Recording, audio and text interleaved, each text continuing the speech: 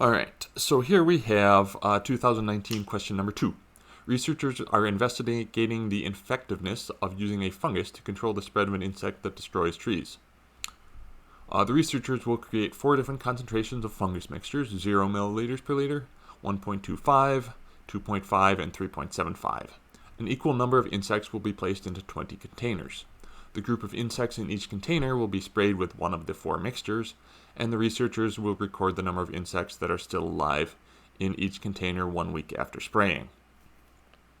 Identify the treatments, experimental units, and response variable of the experiment. Okay. So, treatment.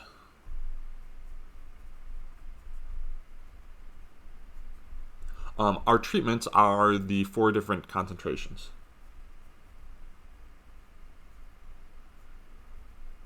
We have 0 milliliters, milliliters per liter, 1.25 milliliters per liter, 2.5,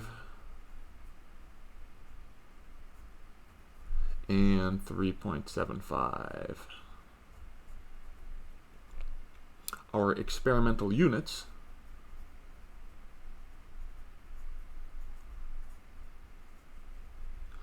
these are the 20 containers.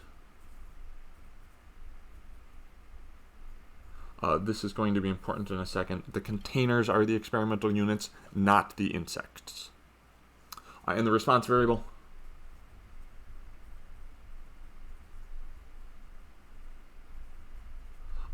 is the number of insects alive after 1 week.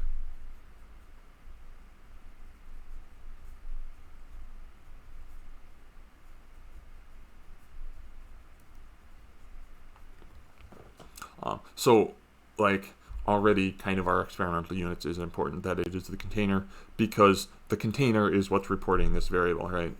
The container is saying, I have 20 insects left alive in me. I have 2 insects left alive in me. It's not actually saying that, but that's what the data looks like, right? We have container number, and we have number of insects. Right? We're going to have 1, 2, 3, 4, blah, blah, blah. This has 3, this has 15, this has 10, this has 19, like that. All right. B, does the experiment have a control group? Explain your answer. So yes. The 0 milliliters per hour, or milliliters per liter treatment is the control, as they don't get any fungus.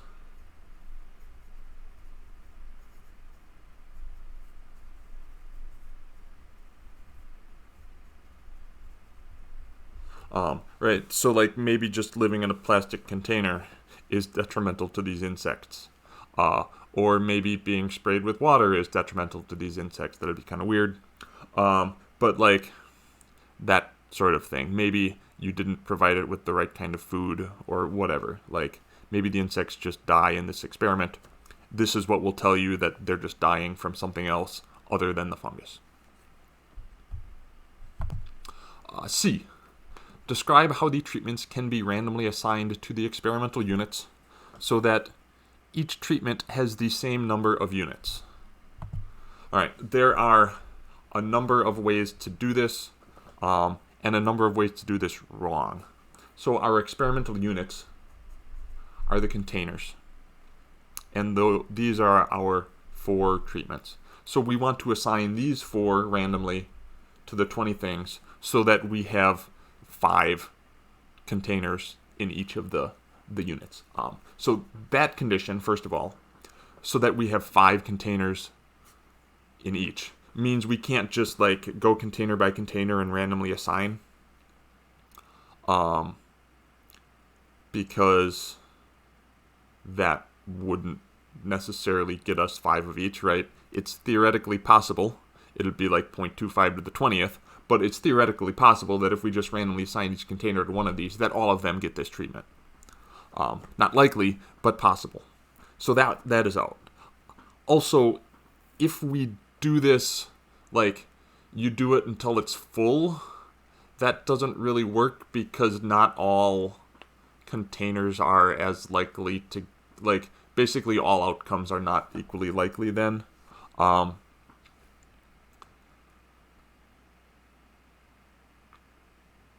It doesn't say anything about that in there, but it does matter.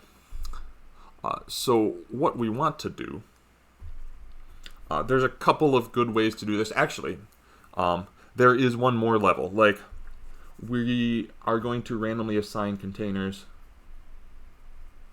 to treatments.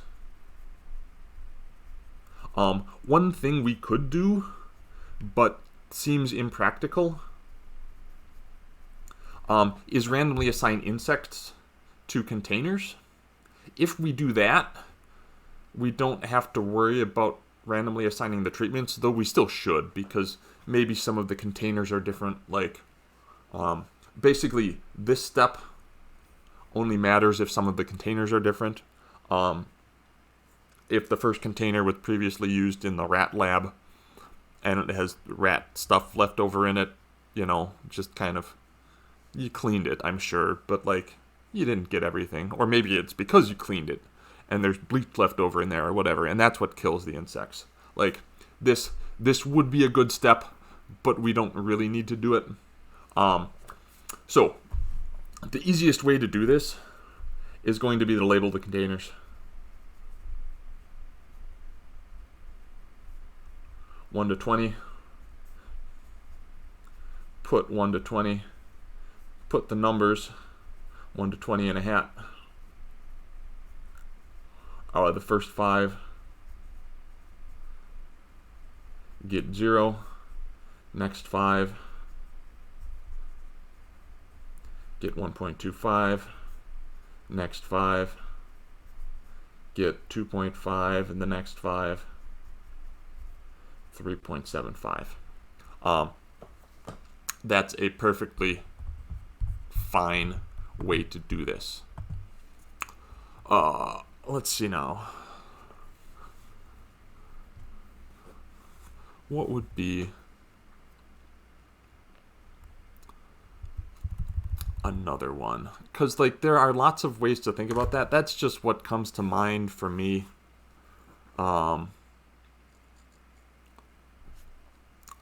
So, like, this step,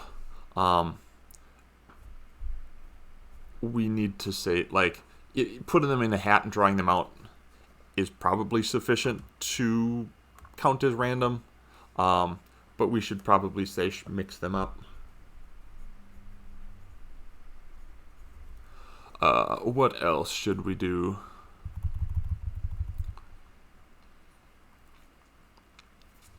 The initial assignment.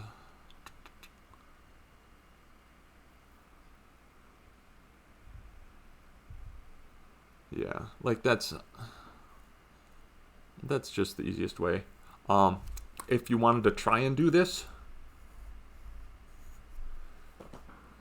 you could not have to worry about that. You could just line them up, but you could also do that. This is going to be tricky because, like, it depends on what the insects are, obviously, right? Like, if they're giant cockroaches, you can relatively easily pick them out. But if they're fruit flies or something like that, trying to randomly select those is going to be next to impossible. You'd probably just dump a bunch of them into each container. I don't know how you dump fruit flies, but whatever. You'd probably just put a bunch of them into each container and, like, count the before and after. So it wouldn't just straight up be number. At the end, it'd be like percentage surviving or something like that. But whatever, that's beyond the scope of this question. So yeah, that is that.